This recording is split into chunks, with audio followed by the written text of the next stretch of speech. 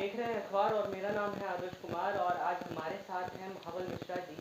किस तरीके से अब इस बार छठ पर सियासत चल रही है उनके बारे में उसके बारे में जानने के लिए हम आए हैं महावल मिश्रा जी से बात करने के लिए, जो यहाँ के दिल्ली के पूर्व सांसद रह चुके हैं और वो एक बिहार से बिलोंग करते हैं और किस तरीके से वो आज से पिछले साल वो किस तरीके से वो काम कर रहे थे छठ को लेकर, छठ पर ऑर्गेनाइज करते थे। तो क्या राय है आपकी? सबसे ज़्यादा जी पहले बता दूं, 1999 से सरकारी स्तर पर दिल्ली सरकार के माध्यम से मैंने छठ मनवाने की बात की। उस समय कांग्रेस की सरकार थी और उस समय छठ की तीर्थ कमेटी में सम्मिलित कराना, छठ की वैकल्पिक छुट्टी कराना ये रहा और छठ मनी और धीरे धीरे वो बढ़ता चला गया। इसका बहुत बड़ा विशाल रूप लिया और जो भी सरकार आया बढ़ाता चला गया। लेकिन इस बार कोविड की वजह से स्वास्थ्य को ख्याल रखते हुए हाई कोर्ट आदेश दे दिया है, तो हाई कोर्ट के आदेश के बाद अब इस पर चर्चा करना बेईमानी होगा।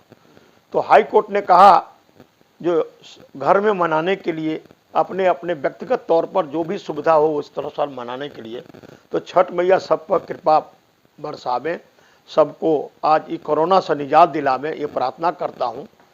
और पूरे परिवार की तरफ से छठ के व्रतधारी और छठ के आयोजकगण को मैं क्षमा भी चाहता हूँ। काफ़ी प्रयास करने के बाद ये छठ पूजा सार्वजनिक तौर पर नहीं हो पाया।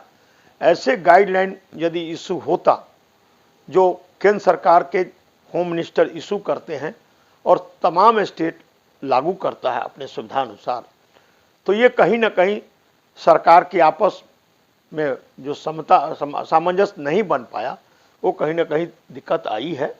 तो इसीलिए अब सबको अपने अपने सुविधा अनुसार स्वास्थ्य को ख्याल रखते हुए मनाना चाहिए। जय छठी मैया की। सर एक जानकारी मेरे को, मैंने इस पे पब्लिक रिव्यू भी किया था, तो सबने ये बोला था कि सब कुछ खुल रहा है, रेस्टोरेंट्स खुल रहे हैं, बार्स खुल रहे हैं, दारू बेचा जा रहा है, तो छठ पे क्यों रोक आ गया? देखिए, मैं एक बात आपसे सहमत हूँ, जो सब चीज खोला गया और छठ पर प्रतिबंध लगाया गया, ये मैं समझता हूँ बड़ा मैं स्तब्ध हूँ इस मामले में। लेकिन दिल्ली में मल्टी लेवल का सरकार है। आप देखिए, कंटोनमेंट बोर्ड है, कैंट है, डायरेक्ट रक्षा मंत्री के अंदर रहता है, एनडीएमसी है वो केंद्र सरकार के अंदर आती है, डीडीए केंद्र सरकार की आती है, एमसीडी केंद्र सरकार की आती है, दिल्ली सरकार की आती है। तो मल्टी लेवल सरकार है। ये सभी को बुला के केंद्र सरकार के नुमाइंदा एलजी साहब हैं, वो मीटिंग करते हैं, आज छठ के सामंजस्य बना के मनाते, तो मैं समझता हूँ बहुत अच्छा होता। और ये पूर्वांचल के जो महापर्व है, बिहार पर महापर्व है, तो इसका ठेस नहीं पहुंचता। और इसमें मैं आपको कहूँगा, ये डीएमए डिजास्टर मैनेजमेंट अथॉरिटी है, दिल्ली डिजास्टर मैनेजमेंट अथॉरिटी, इसका चेयरमैन कौन होता है? लेफ्टिनेंट गवर्नर होता है, जो 10/11 को एक गाइडलाइन इशू किया और उसमें एक मीटिंग किया, उसमें कहा as per guideline of MHA ministry of home affairs government of India and also order that stipulation and measures and restriction as per DDMA order number 329 dated 11/10/2020 for celebrating forthcoming festivals shall also be continued up to 31/11/2020 for strict compliance।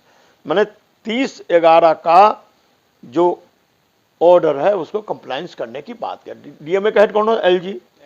तो मनसा किसका clear है? अब यदि मनसा BJP का यही clear होता, मान लीजिए दिल्ली सरकार नहीं किया, आप यदि इच्छुक थे तो आप एलजी के पास जाते, आप होम मिनिस्टर के पास जाते, 7 MP हैं, यहाँ के काउंसिलर हैं, MLA हैं, एलजी के पास जाते जो इसमें लाइन में चेंज कीजिए, तब ना दोष देते दिल्ली सरकार को। और अब दोष देने का समय भी नहीं रहा, क्योंकि हाई कोर्ट ने कल डिसीजन दिया है और आधार किसका बनाया है? डीएमए का। तो डीएमए का हेड कौन है? एलजी। प्रतिनिधि किसका है?